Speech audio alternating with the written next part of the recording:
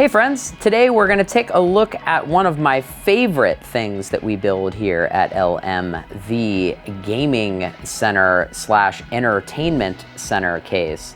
So we have a basic standardized design for this particular product, but it always is very cool to see how customers manage to customize it to fit their unique needs. So this particular case is built around a Xbox One and a PlayStation 5. This particular case is going out on tour with a comedian, and this is going to be used in his dressing room prior to the show, just to help him relax. So taking a look at the top of the case here, our monitor is our standard 55-inch Sony monitor.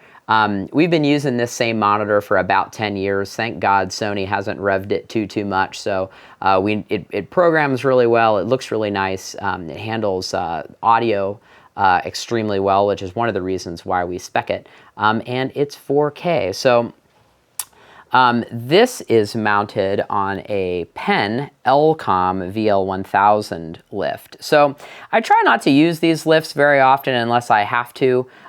For the money, they're very economical, but we certainly like our lifts built in an extremely overkill kind of way. And this is the right amount of kill for this case. Pardon my horrible dad joke. But anyway, the lift is very thin, which is why we use it in this application. The total depth on the case needs to be 28 inches deep so that it can fit through a standardized door, and this lift allows us to do that. So the lift is able to be operated via a remote control or a power switch, but it being LM, of course, we have to upgrade the power switch into something extremely overkill, which I'll show you here in a second when we look at the panel. So just again, as far as the wiring goes here, we try to dress everything in a super nice way. So even looking at the factory power cord here, this is just dressed in TechFlex, going down here, and then on the input side, on the other side of the TV, we do have all of our inputs dressed in TechFlex, and they are all custom labeled here. This is the flap that covers the back section. This protects the monitor when it's in use, so you can either have it arranged just like this, or if you'd like to have it further dressed, you can arrange it like that. On the top here, we do include a custom-built aux cable that is extremely heavy duty and overbuilt as per normal, as you may have had expected. So let's take a look here at the first drawer. So this particular customer requested that we include a Roku. That particular unit is mounted right here, right under the lip of the case. Still have the plastic shield or the plastic wrap on there, so pay no attention to that. And then the remote for the Roku is actually located in a custom insert that looks like this right here. You just pop the remote right out, puts it right on top. So looking at the controllers, we came up with a custom CNC stand. So it's this is all custom cut out of marine grade plastic. And this can either hold a PlayStation controller or an Xbox controller. And those look just like that. So each one of these drawers is built out of 1/2-inch Baltic birch. They are riding on heavy-duty Accuride glides. And then one of the things that I like so much is we do have a nice CNC cut piece on the bottom here that keeps the Xbox in line, or I should say located during use here. So this is really nice because the case can remain completely wired, and even during a very jostling transportation situation, everything is located just fine and right where it should be here. So connection-wise, what we've got going on back here is a custom loom. If you look at any LM videos, you know we do like making looms. This is handling the power, the HDMI, and a hardwired Ethernet connection wiring the Xbox in here. So one of the reasons why we do spend so much time here on the Loom is you want to be able to pull these drawers out quickly without anything snagging. So if you can see, I'm holding my camera with one hand and operating the drawer very seamlessly with the other, and there isn't anything that snags. So one of the most interesting, at least geometrically speaking, parts in the case is the PlayStation. This thing is super weird looking. It was certainly a bit of a challenge for engineering to come up with a cool way of holding this thing in here. If you can notice here on camera, there isn't really a flat surface on this thing, and it has this kind of funky arc shape on the bottom. So one of the things that we did here was make a very equally funky foam insert that holds this. And if you notice, there's a circle underneath there. That is if you want to use the factory stand that comes with it in conjunction. We left you that option, but obviously the most secure thing for this particular application is it is made out of, or it is foam, just to make sure that everything is nice and secure. Again, there is a loom back there that is nice and secure, so you can run this in and out as much as you like, and the cable bundle won't get snagged. Going down, we just have a very standard pen rack drawer. This just holds the remote, the power cord, manuals, you know, that kind of stuff. Anything that the production company that's sending this out may need to keep with that. So, you know, extra batteries, charging cables, the aux cable, that kind of stuff. The power system with this particular case is handled by a Furman M8S power sequencer. This allows the case to be turned on in a very specific order, and by actually the case, it's mostly just the sound system in the TV. This allows the system to be turned on in a specific order to prevent the speakers from popping. So, you know, it's not a traditional audio system where there is, you know, a mixing console or something like that. The TV would essentially be a mixer in this instance. So we want to make sure that the speakers are shut off first, and then the TV, and then as far as input-wise, when you power the system on, you want the TV on first, and then the speakers.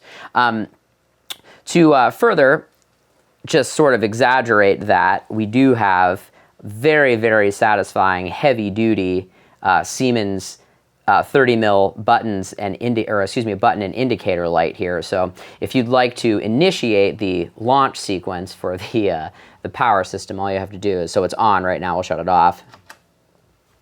So you can see when we initiate that, the indicator light immediately goes off, saying that the system is now no longer ready. And then the power sequencer will go through its delay sequence. So if you'd like to turn it back on, the system works just like this.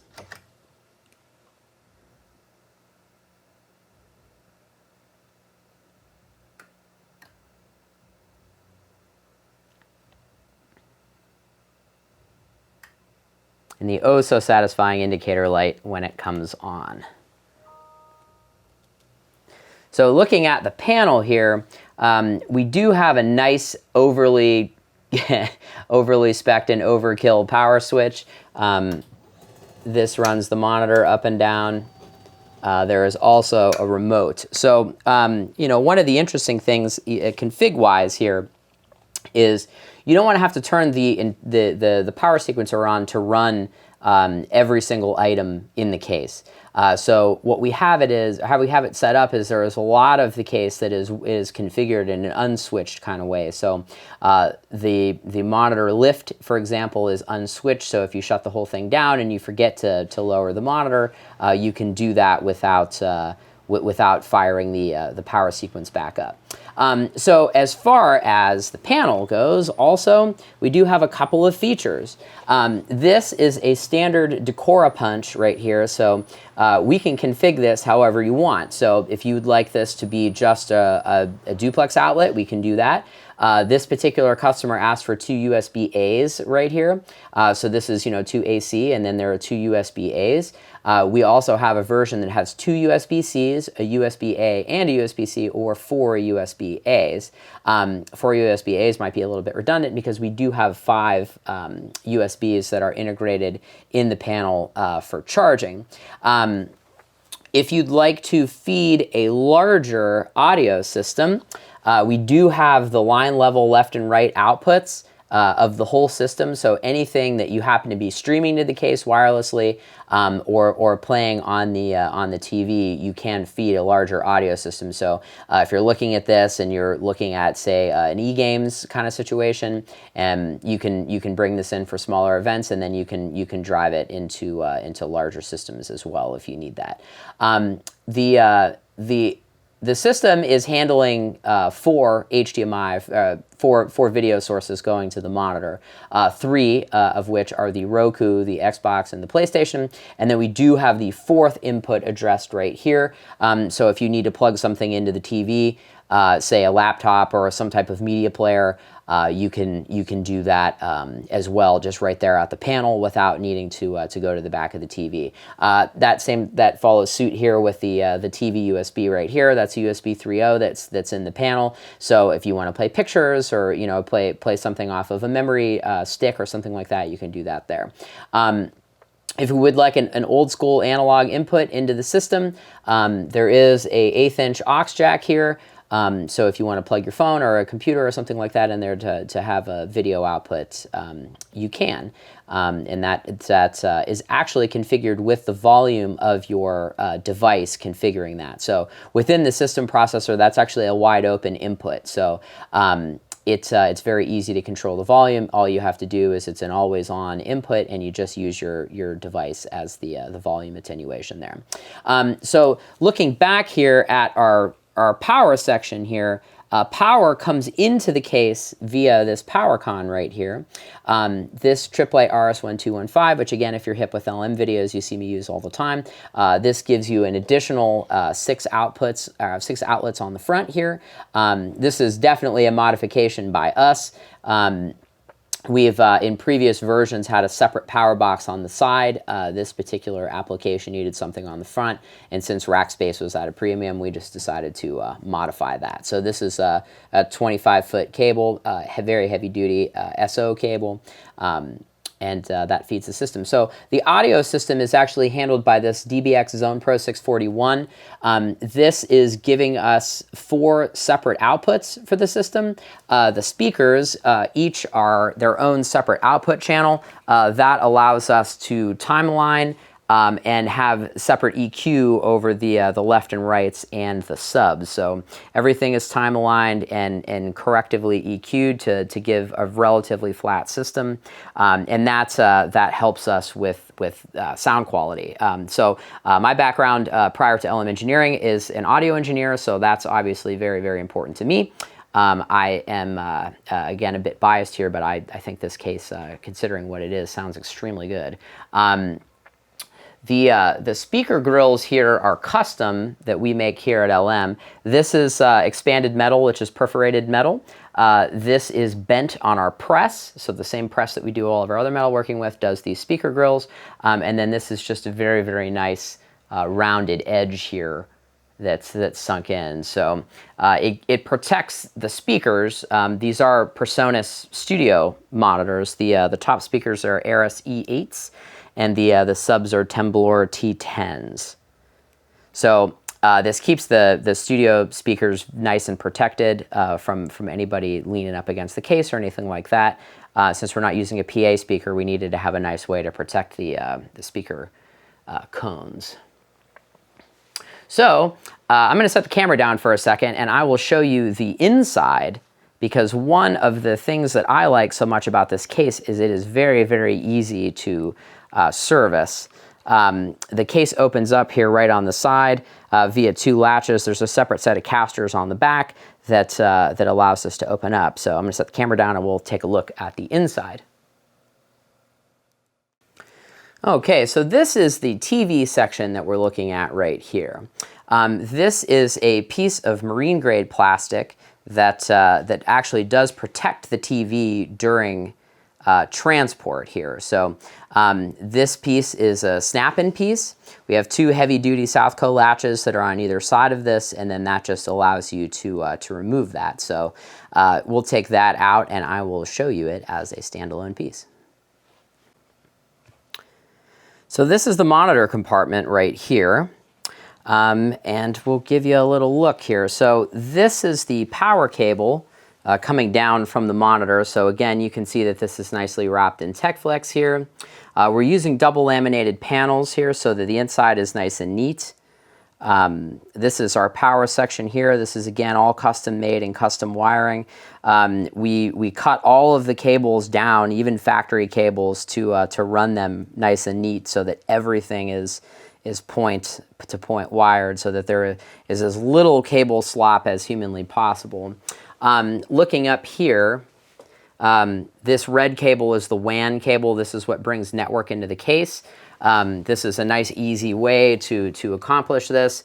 You can see here that that is an Ethercon connection. That's just a shop cable that we have here. And then one of the things that I like to do is any WAN cable in a system, I like to make red just as a very, very obvious kind of just to point out that it's WAN. The secondary umbilical that you're seeing, the large black one, is all of the HDMI, the USB, and the Ethernet from the monitor. So again, going down into point-to-point wiring, something that I really stress hard here at LM is just looking at this. And to me, this is one of the things that make it really, really worth it. So that's a custom XLR. That's also a custom IEC. So looking at the right-hand sub over here, we're using a right-angle locking IEC. I should say that the IECs, any place that there is an IEC that we can transform into a locking IEC, we do. That just helps with long-term reliability on the road. I mean, if this is deployed, especially in an artist's dressing room, you want to make sure that you just plug it in and go, because I don't think anybody wants to tech support a video game system if they have larger things to worry about. So again, here's the back. You can see the looms here coming out of the Xbox and the PlayStation. There's our Roku right in the center. And then at the bottom here, we do have a lacing bar. This supports the back of the rack drawer. And then everything we have back here is just the custom wiring here. So it's pretty cramped in there. It's not as spread out as I would like, but everything is nice and neatly labeled. So one of the benefits of doing wiring in a custom-made point-to-point way is that we can put a heat shrink label on all of the cabling that goes in there. So if you notice here, these are the power cables for the speakers. It does say speaker left, speaker right, and sub right, sub left. And if we go down here and look at the network switch, we can see WAN, Xbox, PlayStation, etc. So if you do happen to be in a situation that requires troubleshooting, you can find things very easily. So it may look messy back there, but considering the amount of cabling that goes into a case like this, we think that it's pretty easy to find things. So anyway, this is our entertainment center case. If you have any questions, you can email me direct, billy@lmcases.com. You can find us on Instagram, lm_cases. For projects like this, we do document these in our Instagram stories. So if you would like to follow the build process, progress along on stories like this, you can check us out on Instagram. And then obviously our website is lmcases.com. So thanks so much for stopping by. Hope you have a great day. Thank you. Not the ape in my God looks not like me in wrinkled leather shoes. See the reds but not the blues for all my sympathy.